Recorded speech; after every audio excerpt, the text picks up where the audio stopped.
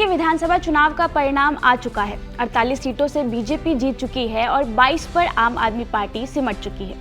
लेकिन यहाँ एक पार्टी ऐसी भी है जो लगातार तीसरी बार सीट लाने में कामयाब नहीं हो पाई। दरअसल 70 विधानसभा सीटों वाली कांग्रेस को दिल्ली में 0 सीट मिली है। हालांकि दिल्ली एकमात्र ऐसा राज्य नहीं है जहां कांग्रेस विधायकों की संख्या 0 है। इस रिपोर्ट में हम देश के उन बड़े राज्यों के बारे में जानेंगे जहां कांग्रेस के एक भी विधायक नहीं है।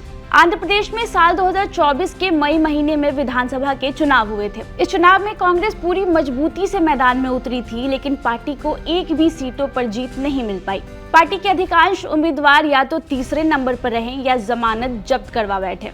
आंध्र प्रदेश में एनडीए गठबंधन के पास 164 विधायक हैं, वहीं विपक्षी वाईएसआर के पास 11 विधायक हैं। दिलचस्प बात यह है कि आंध्र प्रदेश में साल 2014 तक कांग्रेस की ही सरकार थी। पश्चिम बंगाल विधानसभा में भी कांग्रेस 0। पश्चिम बंगाल विधानसभा में 294 सीटें हैं। 2021 के मई में यहाँ चुनाव कराए गए थे। कांग्रेस यहाँ लेफ्ट फ्रंट के साथ मैदान में उतरी थी, लेकिन यहाँ भी उसे एक भी सीट नहीं मिल पाई। इसके साथ ही इस राज्य में यह पार्टी पहली बार 0 पर सिमट गई। बंगाल में फिलहाल तृणमूल कांग्रेस की सरकार है और पार्टी के पास 224 विधायक हैं। वहीं विपक्षी पार्टी बीजेपी के पास यहाँ 66 विधायक हैं। 2022 में मुर्शिदाबाद के सागर दीघी सीट पर कांग्रेस को जीत भी मिली, लेकिन विधायक तृणमूल में शिफ्ट हो गए।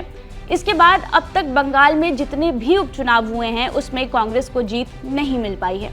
सिक्किम में विधानसभा की कुल 32 सीटें हैं। एक वक्त कांग्रेस यहाँ की सत्ता में मजबूत रही है, लेकिन अभी उनके पास सिक्किम में भी एक भी सीट नहीं है।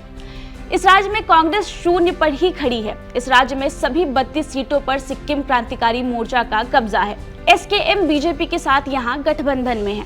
नागालैंड में विधानसभा की कुल 60 सीटें हैं। यहाँ पर फरवरी 2023 में विधानसभा के चुनाव हुए थे। उस वक्त कांग्रेस पार्टी को यहाँ एक भी सीटों पर जीत नहीं मिल पाई थी। नागालैंड में एनडीपीपी के पास 25, बीजेपी के पास 12, एनसीपी के पास 7, एनपीपी के पास 5, एलजेपी के पास 2, आरपीआई के पास 2 विधायक हैं।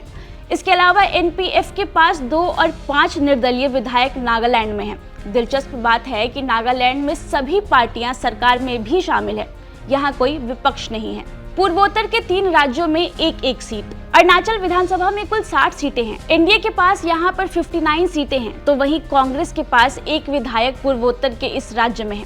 इसी तरह मेघालय और मिजोरम में भी कांग्रेस के पास एक विधायक ही हैं। ठीक इसी तरह मणिपुर और पुडुचेरी में भी कांग्रेस के पास 2 विधायक हैं। पुडुचेरी में हाल तक कांग्रेस की सरकार थी।